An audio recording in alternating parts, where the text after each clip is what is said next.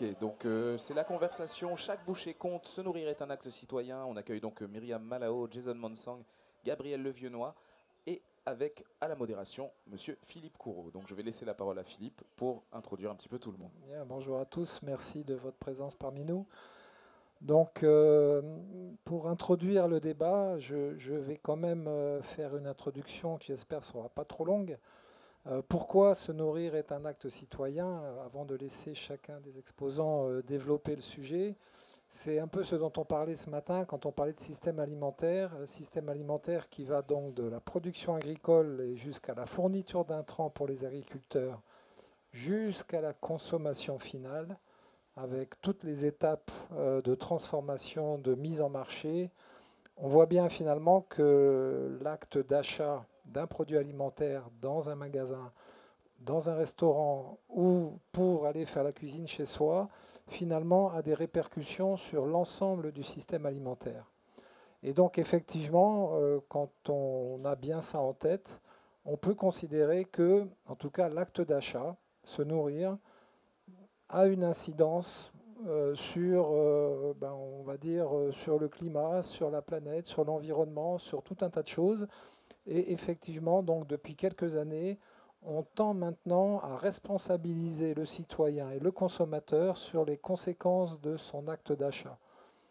Et si d'ailleurs les organisateurs ont choisi ce thème, c'est que eux également considèrent qu'il faut sensibiliser les citoyens sur leurs responsabilités lorsqu'ils font un achat ou lorsqu'ils consomment. Et on parle même maintenant, plutôt que de dire consommateurs, on parle des consommateurs. Voilà. Donc le sujet étant introduit, je vais passer la parole aux invités. Tu veux mon avis sur le sujet, j'imagine. Je vais rapidement me présenter pour que vous saviez un peu avec qui vous parlez. Moi, c'est Jason, je suis militant écologiste depuis bientôt quelques années. J'ai plutôt un CV associatif, je vice-préside la Fédération des associations de protection de l'environnement et d'Anasac Plastique que je préside aussi, et une autre petite association qui s'appelle Temutu qui se spécialise dans le militantisme contre les crises globales, notamment les crises climatiques. Et à côté de ça, mon métier un peu plus conventionnel, c'est que je suis formateur en autonomie alimentaire. Donc j'apprends aux gens à planter, je les apprends à manger ce qu'ils plantent. Dans le raisonnement qu'effectivement le fait de planter et de se nourrir, c'est le levier d'action le plus intéressant, le plus pertinent et le plus impactant que puissent avoir des individus. Donc il y a tout un raisonnement derrière, et c'est là que je rejoins un peu le thème, c'est que selon ce qu'on choisit de manger, ce qu'on choisit de planter, ça a un impact énorme sur la société dans laquelle on est. Et déjà, avant de poser la question de pourquoi ce serait important, c'est vers quoi on veut tendre. C'est une vision commune qu'on doit d'abord poser, je pense. Cette vision commune aujourd'hui, on peut déjà se mettre d'accord qu'on veut survivre, qu'on veut laisser un héritage tout aussi beau, tout aussi confortable, plus ou moins, qu'on a à nos enfants.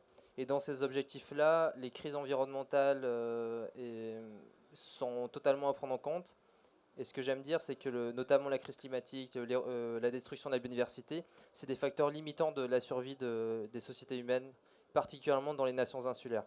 Donc les crises environnementales, on peut plus se permettre aujourd'hui de les ignorer. On a le devoir de comprendre comment ça marche, et on a le devoir d'y remédier et d'y allouer tous les moyens possibles dont on dispose aujourd'hui. Donc autant les individus, les citoyens, que les gouvernements, que les entreprises, on a tous la responsabilité de tenter de faire au mieux pour régler ce souci qui met en péril notre héritage. Et dans ces gros problèmes-là, ces problèmes ont des causes, et notamment, comme le dit très bien Philippe, toutes ces crises écologiques sont dues à l'activité humaine, notamment comment est-ce qu'on gère nos ressources, comment est-ce qu'on habite l'espace, et beaucoup de ces choses-là sont conditionnées par ce qu'on mange. L'exemple phare dans l'alimentation, c'est bien sûr la viande. Je ne vais pas vous faire un cours sur le végétarisme, mais je vais juste résumer ça peut-être en 2 phrases, que l'élevage intensif tel qu'il est effectué en majorité sur la planète pour produire de la viande le plus possible, le moins cher possible, c'est parmi les choses qui contribuent le plus à la déforestation, à l'épuisement des ressources en eau, à la destruction des habitats dans les forêts primaires, et aux émissions de gaz à effet de serre.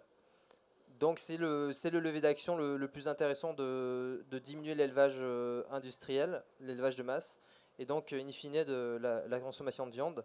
Et à côté de ça, en nations insulaires, il y a quelque chose qui se rajoute de très intéressant à mettre en lumière, c'est le fait qu'on mange beaucoup importé. Ici, à peu près 3/4 de ce qu'on mange vient d'ailleurs. Je ne sais pas si je vais trop interagir avec le public, mais j'aime bien demander aux gens qu'est-ce qu'ils ont mangé ce midi ou ce matin ou la veille. Et souvent, le constat, c'est que la plupart des choses qu'on mange sont importées. Donc là, il y a le souci que ça doit faire énormément de kilomètres par bateau, vu qu'on est loin d'un peu tout. Les conditions de production sur place, tout ça, tout ça. Et je ne vais pas trop m'étendre sur le constat, tout ça pour dire que notre alimentation, d'après mon expérience, et en vrai je me base beaucoup sur les chiffres, c'est le levier d'action le plus intéressant qu'on ait en tant que citoyen pour gérer les crises écologiques, sans parler qu'on peut étendre ces leviers-là à des échelles plus hautes, notamment les instances publiques et privées. Donc tout à fait d'accord sur le fait que chaque bouchée compte, et dans le contexte d'urgence dans lequel on est, on doit amorcer les réflexions au plus vite. Et je suis sûr que mes copains là à ma gauche ont plein de choses à dire dessus.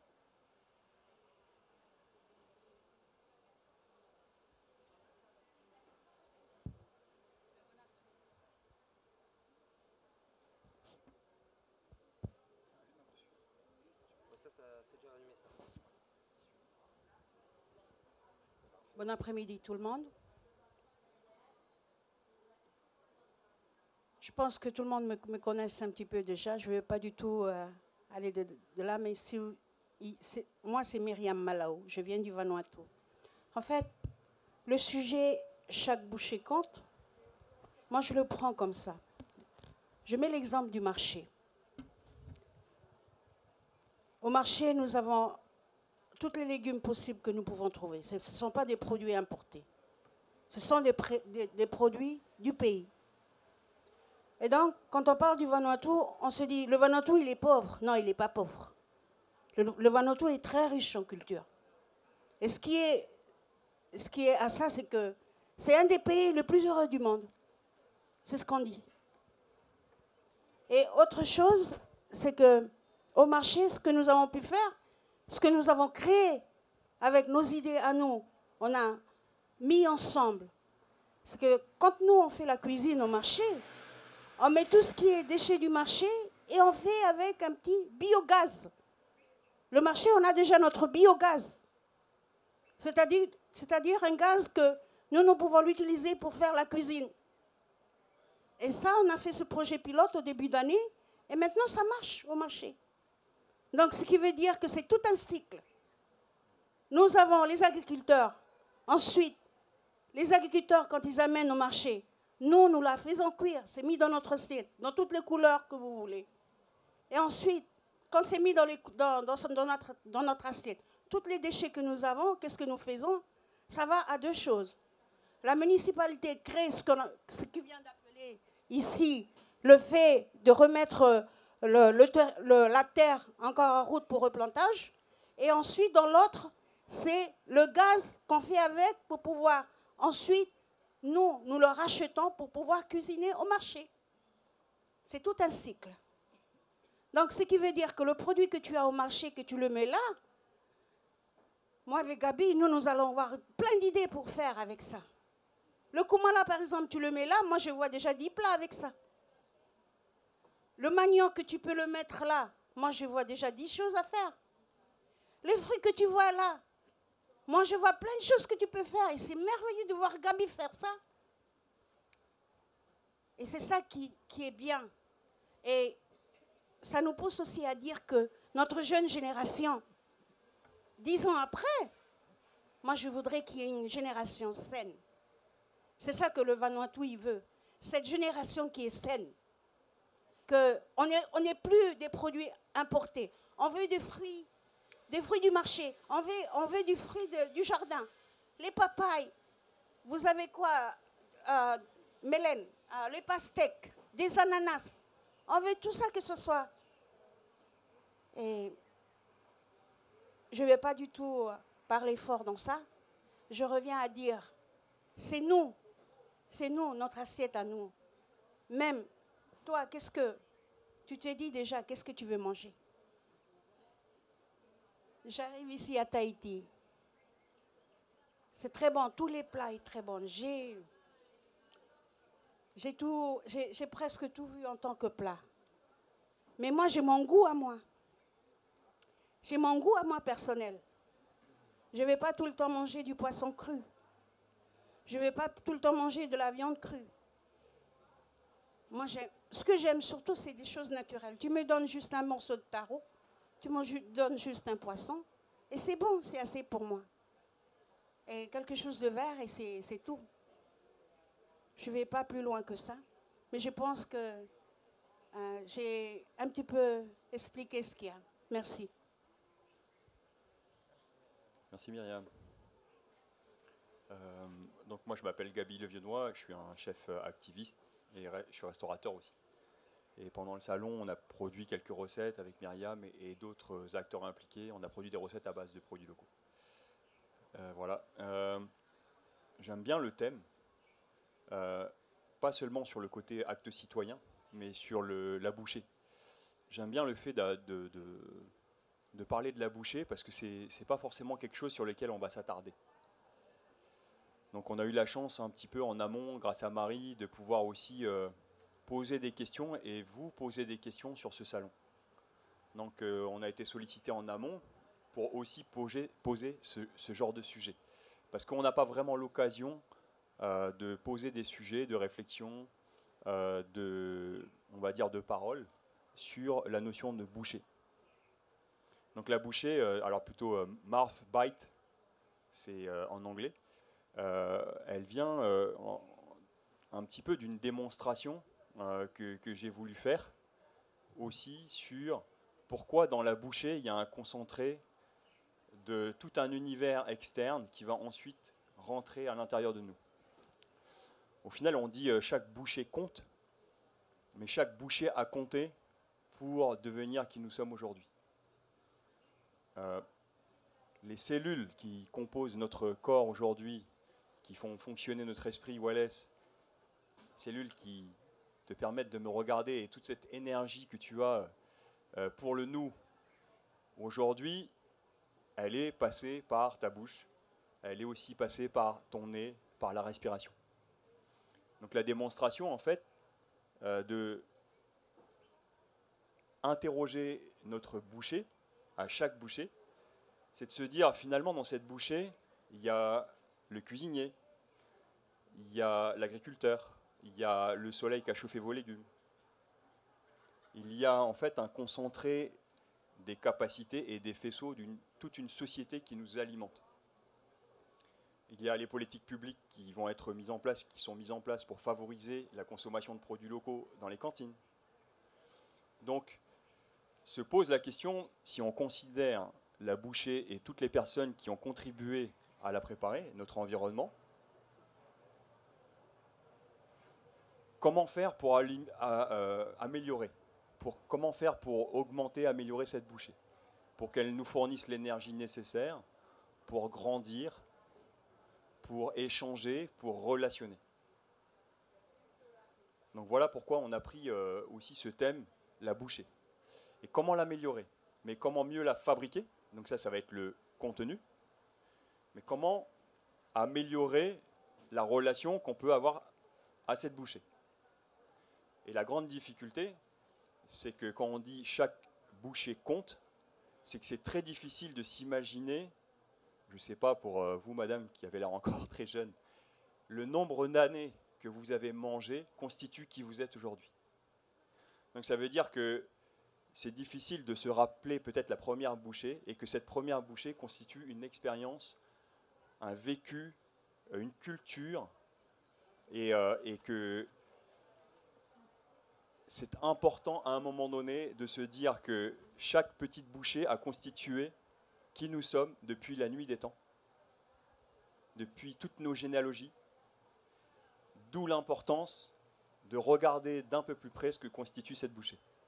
Je ne sais pas si je suis très clair un peu sur cette démonstration. La deuxième partie de cette démonstration, c'est là, on a un environnement extérieur. Donc, je vais aller croquer je vais aller manger dans cet environnement comestible. Donc c'est pour ça que des fois les enfants ils mordent, ou les requins, c'est pour savoir mais c'est qui, c'est quoi. Donc on va croquer dans la matière pour savoir, pour comprendre à qui on a affaire, à quoi on a affaire. Donc ça c'est l'extérieur. Mais ensuite, cette bouchée elle va rentrer à l'intérieur. Et qu'est-ce qu'elle devient? Donc là on va parler de nutrition, mais toute l'énergie qu'elle revêt, comment je vais la digérer, et qu'est-ce qu'elle va exprimer. D'accord? Donc après, voilà, c'est vrai que c'est... Alors on est au Salon du Livre, on nous a dit qu'on pouvait parler de tout au Salon du Livre. Et les principes donc, de la méditation du Vipassana, c'est plutôt par la respiration qu'on va respirer de l'air extérieur qui va rentrer à l'intérieur par le nez et qu'on va ensuite expirer. Donc inspiration, expiration. Et le nœud, en fait, entre l'interne et l'externe, le nœud entre le conscient et le subconscient, il est ici dans le Vipassana. Donc je me suis dit, ça serait intéressant pour bouger notre système alimentaire, de le faire à ce niveau-là, d'améliorer la bouchée. Et c'est pour ça que moi, ma contribution en tant que chef cuisinier, peut-être avec Myriam, Ricky qui est là et tant d'autres acteurs, c'est d'améliorer la qualité de cette bouchée et la relation à cette bouchée. Libor, je ne sais pas si c'est clair, j'ai mon oncle qui est là, je ne sais pas si c'est clair en termes de démonstration, que notre relation à l'extérieur et notre relation à l'intérieur, pour moi, le centre de gravité, c'est la bouchée. Dès lors qu'on bouge la qualité de cette bouchée ensemble et la relation à cette bouchée, on pourra bouger le système alimentaire. C'est une démonstration comme une autre. En tout cas, c'est celle que j'ai décidé d'utiliser. La troisième démonstration, c'est que cette bouchée, elle procure des émotions, elle procure des sensations. Quand vous allez croquer peut-être dans une frite de patates douces ou peut-être prendre une bouchée de poisson cru tout à l'heure dans une roulotte, si vous avez faim, ça va vous procurer une sensation. C'est de la dopamine. Si vous mangez avec, peut-être ce soir, votre bien-aimé, vous lui avez préparé à manger, quand vous allez manger ensemble, chacun sa bouchée, vous allez éprouver un bien-être. Et ça, à condition de manger dans le calme, ça va plutôt être de l'ocytocine, de la sérotonine. Donc voilà la troisième démonstration, c'est que cette bouchée peut procurer du plaisir et procurer du bien-être. Voilà pourquoi chaque bouchée compte. Chaque relation à la bouchée compte. Et c'est finalement, on dit, manger en pleine conscience. Enfin, il n'y a personne qui peut manger à votre place.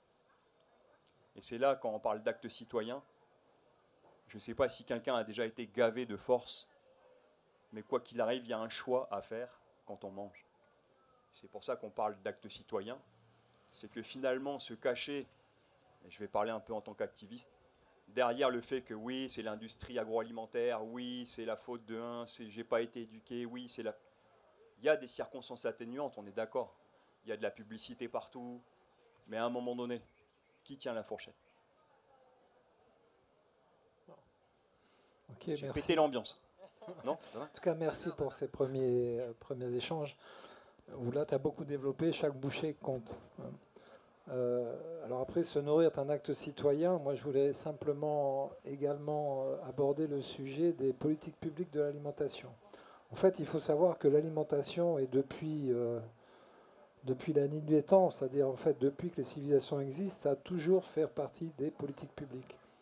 Les gouvernements, les États se sont toujours fortement préoccupés de l'alimentation. Et en réalité, c'est peut-être plutôt sur les 30 dernières années qu'on s'est un petit peu éloigné du sujet. On y revient maintenant. Mais rien que dans l'histoire française, on peut regarder depuis bien longtemps ce que mange la population a fortement concerné le pouvoir, que ce soit pendant la Révolution, avant la Révolution, du temps des royautés, du temps du Moyen-Âge. Tout cela a toujours beaucoup compté pour le pouvoir qui souhaite que la population ait suffisamment à manger et aujourd'hui qu'elle mange bien, notamment pour des problèmes de santé publique, on l'a vu tout à l'heure. Donc oui, en tout cas, lorsque l'on mange, on fait partie de la cité. Donc c'était effectivement un acte citoyen. Maintenant, c'est aussi manger, c'est aussi du plaisir. Et voilà, il y a des gens qui disent que c'est bon la malbouffe. Moi j'aime la malbouffe. Bah oui, là je sais pas, je dis peut-être quelque chose d'incongru, mais oui, il y a des gens qui pensent ça, qu'effectivement, un bon Coca-Cola.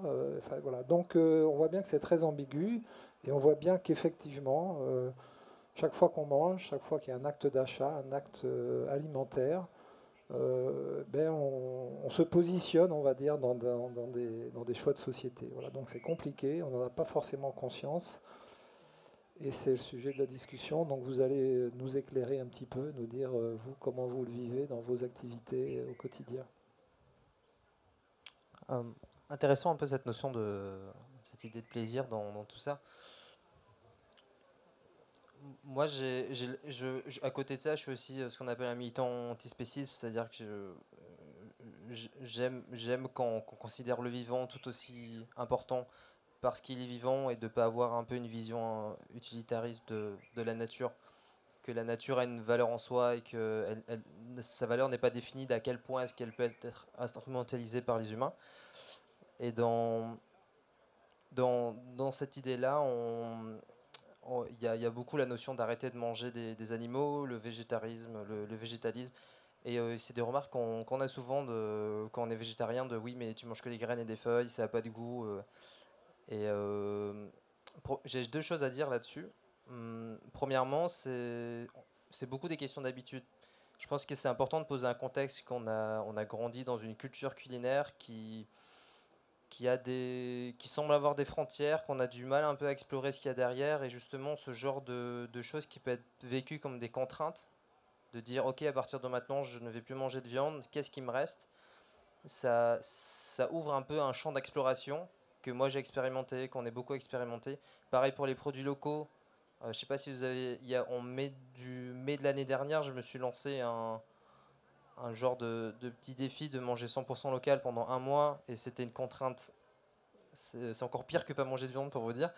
C'était une grosse contrainte, et ce qu'on découvre dans ces contraintes-là, c'est justement que en fait, on a des pensées limitantes, on pense qu'on a accès à peu de choses, et dans ces contraintes, on part un peu plus à l'aventure, on part plus à l'exploration, et j'ai découvert vraiment beaucoup de choses. Et je pense que il y a ça à mettre en avant, qu'on va imposer entre guillemets, de manger beaucoup plus local, de se concentrer un peu plus peut-être sur du poisson, mais pas n'importe quel poisson, parce que les poissons du large, il n'y a plus beaucoup. Même les poissons de lagon, il y en a certains, il faut faire un peu gaffe, sachant que les coraux, ils sont en train d'y passer. Bref, il y a une certaine complexité de où est-ce qu'on va pouvoir trouver des ressources, et comment on trouve du plaisir dans les ressources qui restent. Et comment est-ce qu'on trouve la motivation d'aller découvrir d'autres sources. Donc il y a ça, ces portes un peu qui peuvent sembler être fermées, mais en fait qu'il y en a beaucoup d'autres qui s'ouvrent, et qu'il faut un petit peu muscler un peu ce courage-là de... Certes, ça ressemble à une contrainte, mais derrière, il y a une sorte d'aventure culinaire qui se lance de « Ok, on va aller chercher plein de goûts ailleurs ». Et pour le coup, moi, je vous fais l'expérience qu'on trouve des choses plutôt stylées, et que particulièrement dans notre pays, particulièrement sur nos îles, il y a une abondance qui fait que j'arrive plus à ressentir la peur de manquer chez nous. Depuis que j'ai découvert les choux kanak, et que ça pousse si vite, c'est si bon, que ça nourrit autant, et que j'en ai 80 dans mon jardin, je me projette plus du tout dans l'idée d'avoir faim, de mourir de faim un jour, sur nos îles en tout cas, quand on voit tous les arbres autour aussi. Donc là, il y a ça qui est très rassurant dans l'abondance, et le fait de planter beaucoup. Donc ça, c'est la première chose, sur le reconnecter des contraintes avec des idées de plaisir. Et la deuxième chose, c'est quelque chose qui est très important pour moi, c'est ce que j'appelle le goût du sens. De qu'est-ce qu'on met comme sens derrière notre nourriture, et combien même ce serait factuellement fade, une texture un peu homogène, pas très intéressante, on peut choisir de mettre tellement de sens derrière que c'est délicieux. Et ça marche dans un sens comme de l'autre. Par exemple, moi aujourd'hui, si on me sert une bouteille d'eau en plastique, si on me sert un morceau de thon obèse, alors que je sais qu'ils sont en extinction critique, si on me sert un morceau de viande que je sais que ça vient d'un élevage industriel où il y a eu beaucoup de souffrance, quand bien même au niveau du goût, je peux vous assurer que je vais passer un bon moment, mais le sens qu'il y a derrière va prendre le dessus, et ça va me répugner d'une force. Je pense que je serais capable de vomir. Parce que ça aura nécessité tellement de souffrance, d'incohérence, autant sur des humains que sur des animaux. Ça n'a plus aucun sens. Et ça peut enlever toute une saveur à quelque chose, autant que ça peut en donner énormément. Le sens de la première fois que j'ai récolté des patates douces que j'ai plantées moi-même, que je les ai mangées, c'est juste incomparable. Le sens qu'il y a derrière, et je sais même pas, je saurais pas vous dire quel goût ça a. Juste, j'ai passé le meilleur moment de ma vie. Simplement, mes premiers choukanak, mes premiers pois d'Angole, quand je les ai cuits, et c'est ça aussi, je pense, qu'on peut mettre en avant, le goût du sens. Et de redonner du sens à notre nourriture, manger en conscience, et pas juste nourrir pour un peu se gaver, comme on peut le faire dans des fast-food ou des trucs comme ça. Mettre du sens derrière. C'est beaucoup ce qui va amener justement des expériences beaucoup plus intéressantes dans le fait de se nourrir et tout ce qui rentre dans notre corps. J'ai fini.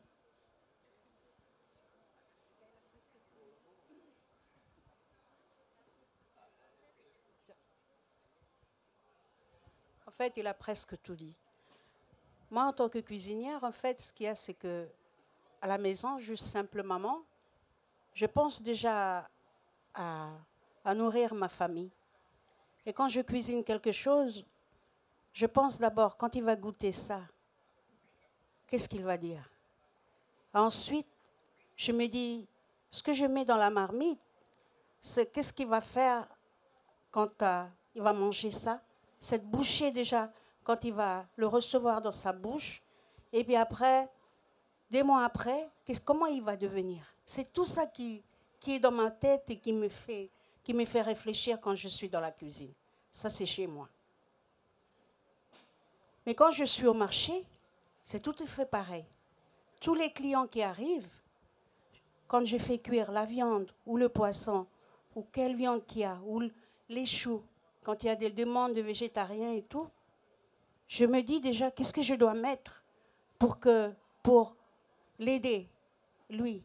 Déjà pour ce qui est l'odorat, pour ce qui est le goût de ce qu'il va manger, et puis après, me dire après, c'est très bon. C'est ça ce que moi je pense. Mais je pense aussi à tout ce qui est santé autour de lui. Donc s'il y a quelqu'un qui arrive au marché, j'ai du monde, des catégories de monde qui viennent à leur goût. J'ai des gens d'âge de 30 à 40 ans qui viennent et qui demandent que de soupe au poisson sans curry, c'est juste avec de l'eau, un peu de ginger et un peu d'épices. C'est tout. Il y a ceux aussi qui demandent de la viande bouillie à l'eau avec des légumes. C'est tout. Il y a aussi ceux qui demandent du steak à l'eau. Il n'y a pas d'huile. C'est tout, c'est ce qu'ils veulent. Et toi, qu'est-ce que tu vas rajouter? Tu vas faire un plus pour quand il a ce goût-là et qu'il le mange, le lendemain, il revient te voir, il dit, je veux pareil. Pareil, le mois après, il revient te voir, je veux pareil. Mais c'est ça, en tant que cuisinière, au marché, à la maison, c'est tout ce qu'il y a là. Nous sommes autour de tout ce spectacle qui arrive. C'est-à-dire que quand tu bouillis ton eau déjà, c'est le fait déjà de dire cette odeur. Et quand tu mets une épice dedans, tu as déjà cette odeur qui remplit le monde. Et une autre épice qui va avec, tu as tout ça déjà. Et moi, je dirais une chose, c'est que quand tu es une cuisinière et chef, tu n'as jamais faim. La personne qui sera avec toi, il ne va jamais avoir faim. La famille qui sera avec toi, ils ne mourront pas de faim.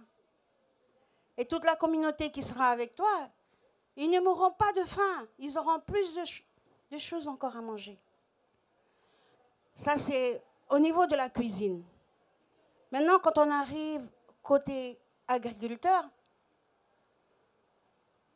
avant Covid, c'est vrai, on avait tout était importé, presque tout. Mais quand c'est Covid, on a fermé toutes les barrières. Qu'est-ce qui s'est passé? Le gouvernement doit réfléchir. Même toutes les petites leaders en bas, ils doivent réfléchir. Qu'est-ce qu'il faut faire? Le ministre de l'Agriculture, qu'est-ce qu'il faut faire, les agriculteurs? Qu'est-ce qu'il faut faire? Les fermiers. Mais c'est ce que nous avons fait. Il faut recenser tout ce que nous avons. Et ensuite, il faut dire à toutes nos îles qu'est-ce que vous avez de disponible.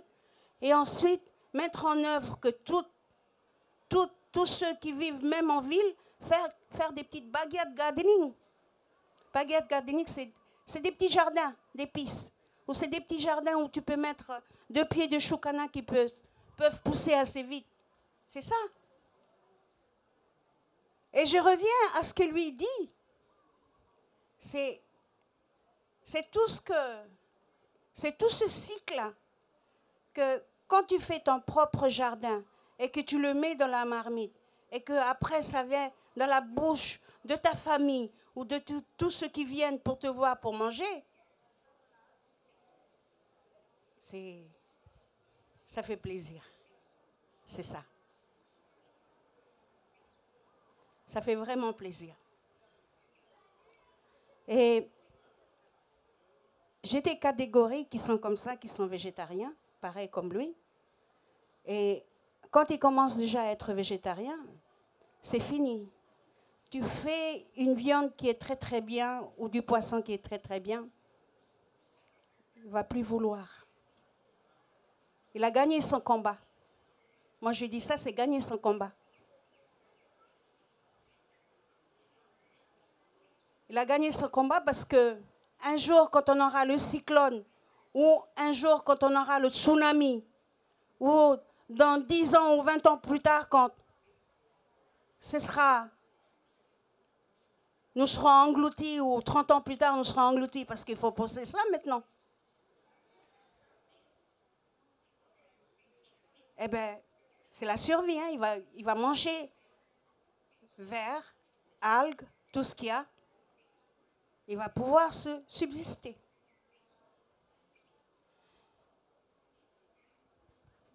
Quand on arrive à ce sujet-là, moi je pense aussi, c'est ça, c'est l'avenir de notre génération. Il faut maintenant les apprendre à avoir ce goût-là. Il faut maintenant leur dire, il ne faut pas trop manger comme ça, il faut venir là. Il ne faut pas le forcer, mais des fois changer. Tu te dis, ok, tu manges ça, mais moi je te propose ça. Et tu expliques pourquoi tu vas manger ça. Pourquoi tu dois manger ça. Et ça va les aider. Merci.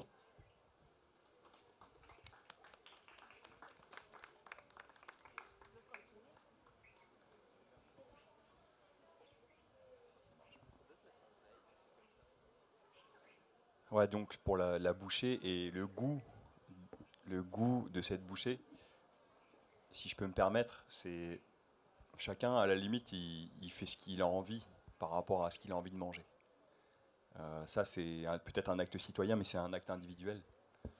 Et en tant que chef, vraiment l'objectif, et on en parle avec Ingrid qui est présente au salon, c'est de voir comment on peut amener une personne à apprécier des fois des choses qu'elle n'aime pas forcément. Et donc quand elle va prendre cette bouchée d'un produit ou d'un aliment qu'elle ne connaît pas encore, on va l'emmener dans un univers où elle va l'apprécier. En fait, elle va rencontrer des aliments qu'elle ne connaissait pas, et notamment les enfants. On appelle ça des fois de la néophobie. Et le gros avantage, c'est quand on fait à manger pour les enfants, et qu'ils ont préparé le repas avec nous, il y a des choses qu'ils ne connaissent pas encore, et qu'ils vont découvrir par cette bouchée. Et je pense que c'est important que la première bouchée, elle soit bonne. Y compris la bouchée de la maman qui est enceinte, qui va conditionner aussi ce que l'enfant va apprécier plus tard. Donc dans cette bouchée, et nous en tant que cuisiniers, peut-être avec Myriam et tant d'autres, on veut simplement proposer des recettes, des astuces pour que cette bouchée, elle soit appréciée et emmener peut-être des personnes à apprécier certains aliments qui sont peut-être plus adaptés ici en milieu tropical, au Fénois ou dans le Pacifique Sud. Le choucanac, ça pousse bien. Il y a plein de produits qui viennent bien, notamment en période d'abondance actuellement, les matériaux INIA. Et c'est d'emmener à travers cette bouchée, et nous dans la préparation de cette bouchée en tant que cuisinier, à apprécier des choses qu'on n'apprécierait pas d'habitude. Donc c'est l'art et la manière de fabriquer la bouchée. Pour nous en tant que cuisiniers, et Ingrid disait, elle a l'expérience d'un chef à qui on a dit, mais tu as été capable de me faire apprécier tout ce que je déteste. Et quand ça change, quand vous entendez, je détestais le choukana et maintenant j'adore, je détestais peut-être le manioc et maintenant j'apprécie, je détestais la banane verte et maintenant je l'adore, et bien quelque part nous on a emmené à travers le succulent et le délicieux de cette bouchée une personne à explorer d'autres produits et d'autres horizons. Donc il y a un univers comestible qui est incroyable. Et si on prend une base alimentaire, si je me réfère au top 50 des produits locaux, et ben nous, cuisiniers, on va essayer de préparer, de présenter dans une bouchée différents produits locaux à partir de ce qui convient bien de produire ici en Polynésie française en fonction des saisons. Donc c'est le concept un petit peu, pas de boucher, mais d'amuse-bouche. Se pose la question, quels sont les amuse-bouches de notre environnement comestible? Pour les enfants, pour des personnes âgées qui n'ont finalement que ce plaisir en fin de vie. Et comment on peut améliorer cette bouchée en tant que cuisinier? C'est ça qu'on peut nous offrir en tant que cuisinier. Et ma fille, Laura, quand elle était petite, une fois on était en pleine conversation et puis elle a mangé, je ne sais plus ce que c'était, et elle a fait comme ça là. Pour se moquer de moi en fait. Et donc elle est souvent comme ça maintenant quand elle mange et qu'elle apprécie quelque chose, elle fait c'est bon. Et quand on voit ça, quand on voit une personne à qui on a fait à manger qui se régale, qui se délecte et qui fait ensuite ça à la fin d'un repas, j'ai bien mangé, et ben en tant que cuisinier, on a fait notre part du travail, on a fait notre part du colibri, on a fait notre part du cagou. Merci à vous pour tous ces témoignages. Donc toujours sur beaucoup le plaisir de manger, le plaisir de la bouchée. Moi je vais également donc reparler de se nourrir est un acte citoyen. Bon, pour quand même toucher du doigt effectivement l'impact de notre consommation alimentaire sur la vie de la société. Et effectivement, pour confirmer, affirmer qu'effectivement se nourrir est bien un acte citoyen, parce que, bon, je donnerai par exemple un exemple. On va laisser de côté les aspects coûts de l'alimentation qui perturbent un petit peu le raisonnement, si on veut vraiment aller jusqu'au bout de la logique.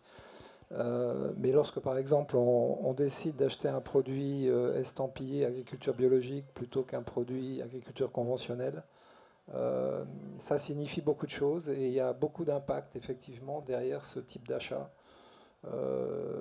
Voilà, c'est un exemple, on pourrait le détailler, on pourrait le dire pourquoi, mais en faisant cela, effectivement, on met de côté en tout cas toute l'utilisation des pesticides, des produits chimiques qui, malgré tout, impactent considérablement l'environnement. On soutient à la fois les agriculteurs qui ont fait le choix d'être dans une agriculture biologique par rapport à une agriculture conventionnelle. Donc oui, effectivement, quand on fait un acte d'achat, on est en capacité de participer à la vie de la société et c'est pas neutre. Quand on réfléchit de cette manière, quelque part, on se positionne également dans un débat. Et c'est vrai que de plus en plus aujourd'hui, notamment chez les jeunes, il y a une volonté d'une prise de conscience sur les conséquences de l'alimentation. Évidemment, il y a même les extrémistes qui vont très très loin. Mais je pense que chacun, au quotidien, si on le veut, on peut, lorsqu'on est dans un magasin, lorsqu'on choisit tel produit plutôt qu'un autre, considérer qu'il n'y a pas que le plaisir de manger, il y a aussi effectivement le rôle et l'impact que ça peut avoir sur la vie économique et sur notre environnement.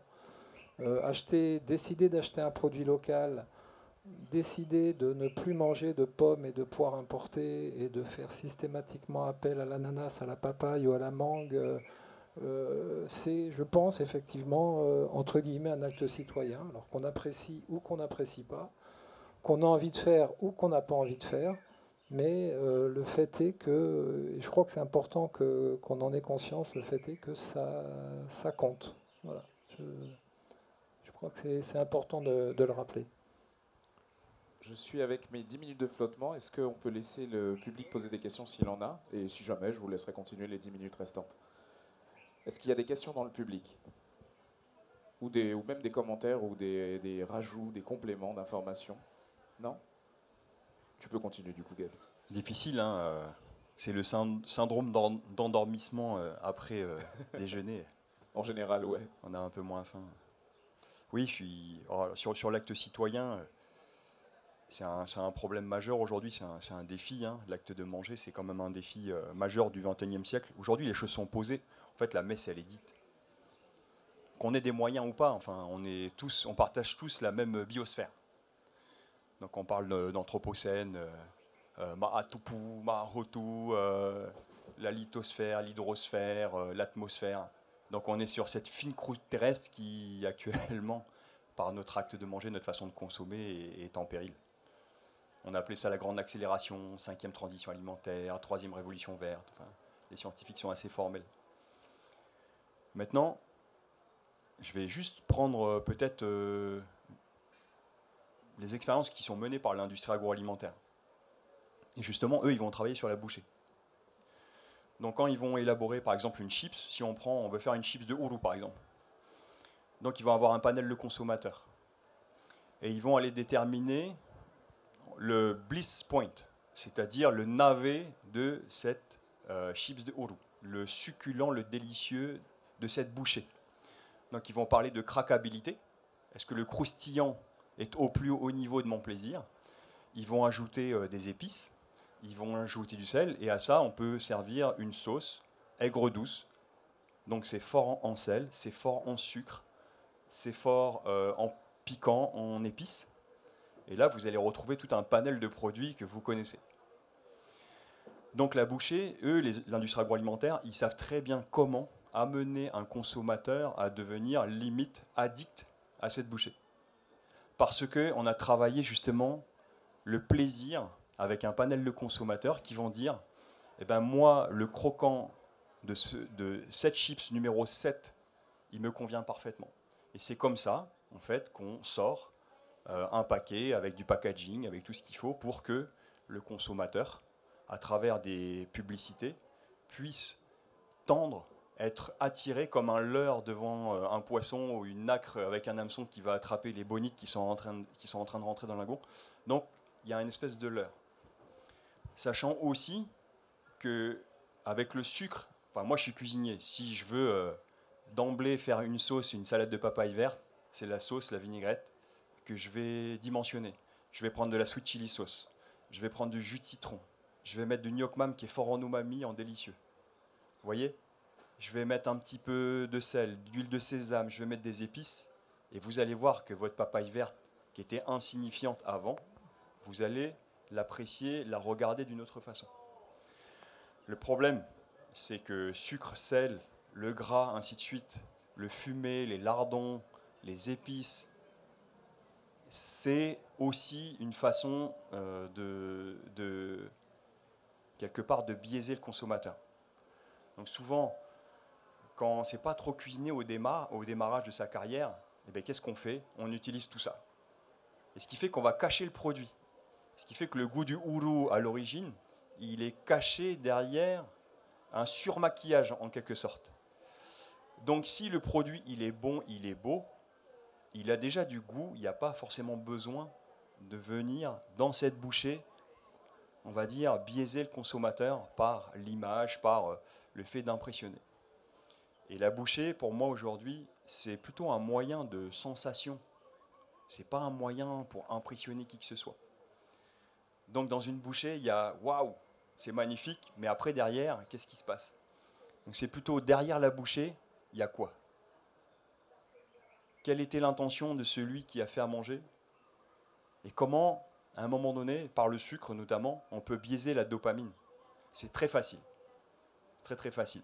Donc je pense que c'est pour ça qu'on doit revenir un peu en cuisine. C'est plaisant de faire à manger, surtout quand on fait à manger ensemble, c'est moins difficile, pour qu'on sache ce qu'il y a dans cette bouchée. Parce que je trouve qu'il y a certaines choses qui sont dures à avaler, dans la mesure où on ne sait pas ce qu'il y a dedans. Je ne veux plus manger, moi personnellement, et je n'ai pas de leçon à donner à qui que ce soit, mais j'ai envie de savoir ce que je mange, ce que je lis. Et je m'interroge, simplement, quand je vois une bouchée, il y a quoi dedans? C'est une info, une intox, c'est un cadeau empoisonné ou c'est une bouchée qui va me faire du bien? Donc voilà, et on a la responsabilité de bien nourrir nos enfants. Parce que nos enfants, les enfants de nos enfants, les enfants de nos amis, de nos collègues et de la planète, ils ont peut-être besoin que, sans leur donner la béquille, on puisse un petit peu améliorer la qualité de leur bouchée et de les emmener vers des produits qui leur font du bien, avec la sobriété savoureuse. Manger, c'est bien, ne pas manger, c'est important aussi. Le plein, le vide. Oui, je voulais poser une question, mais peut-être que vous avez répondu tout à l'heure, je me suis absenté 2 secondes. C'est comment on fait pour essayer de concilier. On voit bien qu'on a une responsabilité citoyenne par rapport à la planète et tout, mais le fait de manger, c'est un moment de grande convivialité, où la famille se retrouve, etc. Et que souvent, avec les considérations des uns et des autres, bientôt on va avoir 5 tables à Noël. Ceux qui mangent le gluten, ceux qui mangent de la viande, etc. Et comment on fait pour concilier ça? Parce qu'il faut garder la convivialité. Tu disais, par exemple, la qualité de la bouchée se gère aussi par la qualité des relations entre... Voilà. Et que... Bon. Voilà. Merci. Je vais d'abord répondre après toi. Ce qu'il y a, c'est que je fais la cuisine le lundi jusqu'à samedi. Il ne reste plus que le dimanche qui me reste. Et c'est ce dimanche-là, quand par exemple ce jour, nous avons déjà, c'est tous les dimanches, comme je suis dans une famille élargie. Les frères de mon mari, ils sont à peu près 3. Et ensuite, les sœurs de mon mari, les tantes, ils sont 4. Et dans ce que nous faisons, nous avons encore... j'ai encore ma belle-mère qui est là et tous les dimanches, elle impose à ce que nous fassions que le laplap et le bougna. Et on laisse toutes les marmites.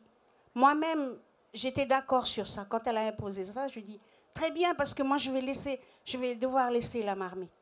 La marmite, je le vois le lundi jusqu'à samedi et je le lave, je le nettoie, je le remets à sa place. Je le reprends, c'est tout ça. Mais quand j'arrive le dimanche, je suis tranquille. C'est juste les feuilles de banane que je dois utiliser avec quelques produits du marché et quelques produits venant du jardin que je mets dans mon laplap et dans mon bougna et juste une viande pour choisir. Et là, tout le monde y mange. Et là, Wallace me dit quelque chose, c'est que le choix pour le goût. Il y a certains peut-être dedans qui ne mangent pas le lait de coco. Il y a certains peut-être dedans qui mangeront pas le sel.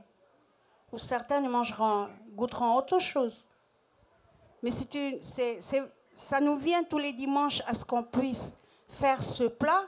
C'est pour d'abord, ma belle-mère, il se dit, les femmes de mes fils et les maris de mes enfants, de mes filles, il faut qu'ils se reposent un petit peu.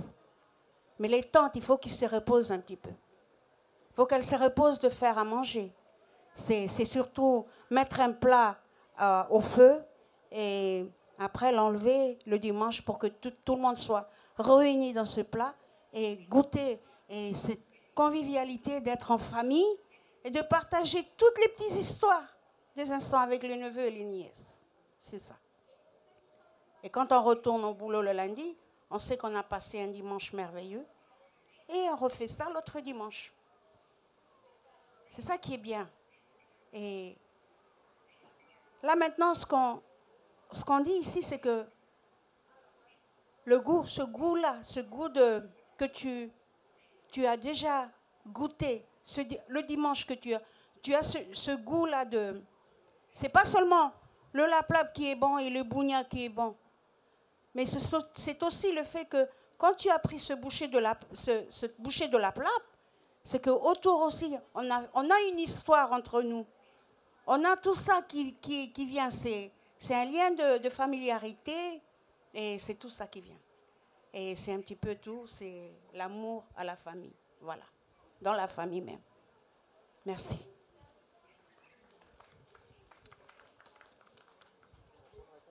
Wallace, tu as planté une sacrée question, là. Parce que de faire autant de bouchées que de régime alimentaire, d'envie, de désir, oui, moi qui suis restaurateur, les menus à rallonge parce que les options sans viande, sans gluten, sans... Oui, ça complique les choses. Et je pense qu'aujourd'hui, cette question, elle est fondamentale. Tu vois, c'est dans le sens où là, on est en train de parler de choses un peu spécifiques sur un sujet déterminé, la bouchée, le goût, l'acte citoyen. Mais 8 milliards d'êtres humains ou 10 milliards en 2050 qui mangent, chaque bouchée compte. Comment on peut conjuguer finalement un acte individuel dans un tout, dans un bien commun, dans un espace collectif. Peut-être qu'il y a un élément de réponse pour la question qu'on se pose du nous en Calédonie, de conjuguer les individualités, toutes ces bouchées finalement, qui croquent dans une société finalement qui va devoir se réinventer et qui va devoir peut-être investir un peu plus dans son bien commun. C'est pour ça qu'on a décidé de travailler sur ce sujet qui est d'ordre individuel, la bouchée, dans un contexte collectif et environnemental, dans l'ère de l'anthropocène et dans la biosphère, à chaque instant, à chaque pas, à chaque plat, à chaque gorgée et à chaque respiration. Donc là, oui, on est d'accord que c'est des politiques publiques aussi, mais chaque personne qui peut contribuer, tous les acteurs, et il y en avait de nombreux sur ce salon, où on va devoir conjuguer de façon individuelle un esprit collectif.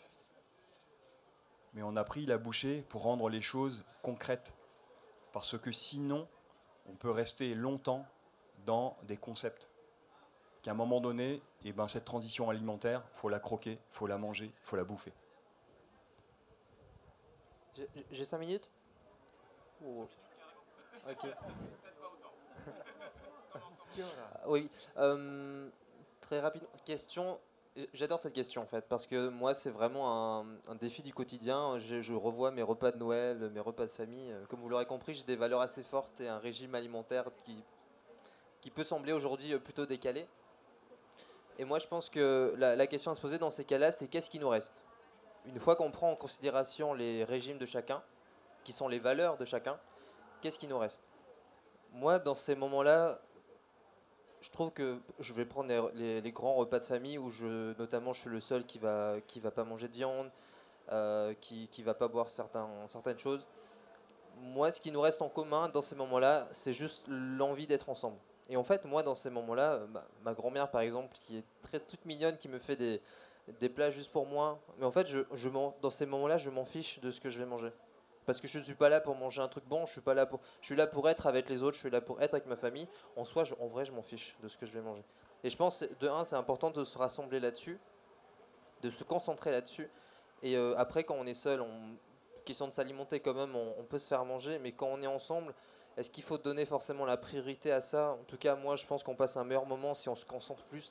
Limite, on peut manger juste des choses simples. On se fait une tournée de taro au lait de coco pour tout le monde. C'est sans gluten, c'est vegan, c'est local. Taro et coco, c'est magique. Et voilà, on a le plaisir d'être ensemble et on respecte plus ou moins les valeurs de chacun. Et je pense qu'il y a moyen de développer un peu des patterns comme ça de repas de famille où on arrive un petit peu à concilier tout ça. Et on est dans une ère du temps de transition où il y a des mini-conflits un peu qui... Je sais que moi j'ai eu beaucoup de problèmes pour ne serait-ce que des repas entre amis, que j'ai pu déserter parce que je m'y retrouvais pas. Et après, bon, je me fais des nouveaux potes, des nouvelles familles, où on se rassemble autour de ces nouvelles valeurs-là, où à ce moment-là... la première fois où j'étais sur une tablée où on était 10 et tous végétariens, enfin, c'était assez fabuleux. Et il y a aussi dans cette transition-là de comment est-ce qu'on on redéfinit son entourage et quelle communauté on veut, autour de quelles valeurs. Mais je pense qu'un jour, en fait, on est en transition. C'est pour ça que c'est un peu tumultueux. Un jour, on va arriver à une sorte d'alimentation commune, de vision commune qu'on peut définir comme une alimentation durable, peut-être, ou une alimentation connectée à notre culture. Moi, par exemple, je ne défends pas que les Polynésiens doivent devenir végétariens. Je vois pas mon pays se passer de poisson. Ce serait ridicule de le dire. Donc moi, c'est mon cas à moi, parce que j'ai pitié, tout ça, et que je peux faire sans. Mais je suis sûr qu'un jour, on va arriver à une alimentation commune où on va respecter les valeurs de chacun, de prendre soin de la nature. Et là, on pourra remanger à table tous ensemble, tranquille, sans trop se poser de questions. Mais en attendant, je pense qu'on est en transition, on a besoin de discuter, de communiquer, et surtout de ne pas abandonner ces repas communautaires. Surtout ne pas les abandonner, aller dans son coin en mode ils vont jamais comprendre, personne ne comprend, je vais finir ma vie tout seul. Faut pas abandonner, faut persévérer un petit peu. Et in fine, c'est ce courage-là de se confronter à ça, je pense qu'on va y arriver. J'espère, en tout cas, on va tout faire pour. Oui. Bien, ben donc merci à tout le monde. En tout cas, moi la réponse que j'aurais donnée, c'était l'art du cuisinier, justement, de permettre à ce que tout le monde s'y retrouve autour d'une table, chacun pensant différemment. En tout cas, on voit bien les multiples dimensions que revêt l'alimentation, dimension citoyenne, dimension de plaisir. Et moi, je voudrais juste évoquer, avant qu'on termine, quelque chose qu'il est difficile de ne pas évoquer quand on parle d'alimentation en Polynésie. C'est qu'en Polynésie, vous le savez certainement, dans la plupart des familles, on fait une prière avant chaque repas. Et je pense que ça, c'est aussi encore une autre dimension de l'alimentation et qui peut-être les rassemble toutes les autres. Voilà, je voulais juste terminer sur ce... Moi, je suis le maître du temps, là, Oui, je clignote encore un petit peu, Myriam, mais après, Alors, on passera à la suite. En dernier, je voudrais juste passer un message aux agriculteurs, à nos fermiers. Nous allons tous stopper le pesticide, tout ce qu'on utilise pour faire pousser nos aliments. Déjà, je sais que au Vanuatu, nous n'avons pas ça. Mais aidons-nous, faisons comme nous avons tout ce cycle-là. Nous avons la terre. On peut retourner ça pour qu'on puisse avoir du bio dans tout. Et ce bio, en tant que cuisinière, moi je voudrais stopper les pesticides, glyphosate, toute la compagnie. Merci. Donc, merci. Et donc, merci pour cette conversation. On applaudit bien fort tous nos intervenants. Donc,